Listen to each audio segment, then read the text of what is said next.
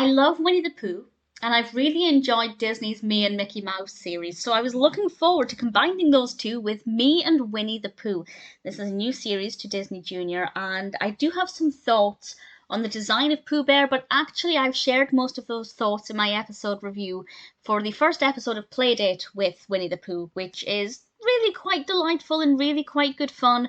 But I won't, repeat everything I said there. But to sum up, before I get in with some more specific thoughts, the design of Winnie the Pooh is very cute, but the sound is difficult to get used to. The voice acting is very good. I'm not sure who does the voice. There's not much information about this online yet. If anybody knows who's voicing Pooh Bear, please let me know. But it's not the voice of Winnie the Pooh. It's definitely not, and it just doesn't feel right. And if you've never seen Winnie the Pooh before, it won't make any difference because it is very good. It's good voice acting. But if you're a fan of Winnie the Pooh, you've grown up with Winnie the Pooh, and it's very different. It's very difficult to get used to, and I don't really know why they decided to go down this route when, for example, with Me and Mickey, they actually, they have a very close Mickey Mouse voice. So I don't love that about this. But, judging it on its own, it's good. Judging it as part of Disney's Winnie the Pooh, it's an interesting decision, and I'll see how quickly it is to get used to it, or if, we get 12 vlogs in and I'm still not used to it. I don't even know if I'll continue watching this series because I find it to be just an unusual choice.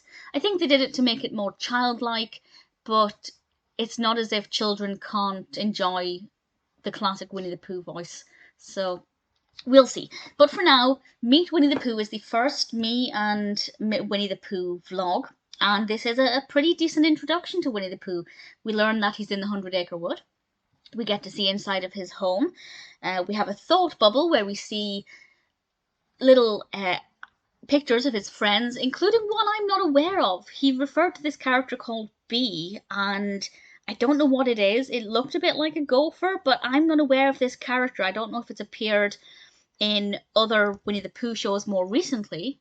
I guess I'll find out in due course when that character is introduced in an episode of Me and Winnie. And then he has some honey.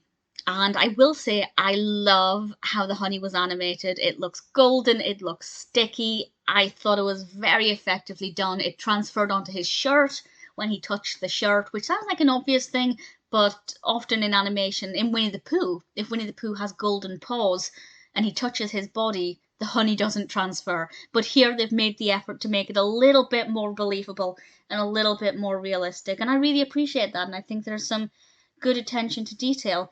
When he said a smackerel of honey, it doesn't sound right, not having either Jim Cummings or anybody else who could do the voice of Winnie the Pooh. And there have been several Winnie the Pooh voice actors, so it's not like it's impossible to get somebody to do the voice. And I absolutely don't want to hate on whoever does the voice acting for this because they've done a really good job. It's very expressive, it's easy to understand, it's clear, it's got quite a fun musical quality to it. And had I never seen anything Winnie the Pooh before, it would have been, I wouldn't have noticed, I wouldn't have thought twice about it. So I'm probably not going to mention this in every single episode review unless there's a specific reason to.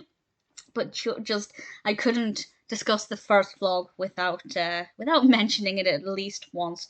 But it's sweet, it's fun, it's very well animated, it's a cute introduction. I'm keen to see what else happens with me and Winnie the Pooh.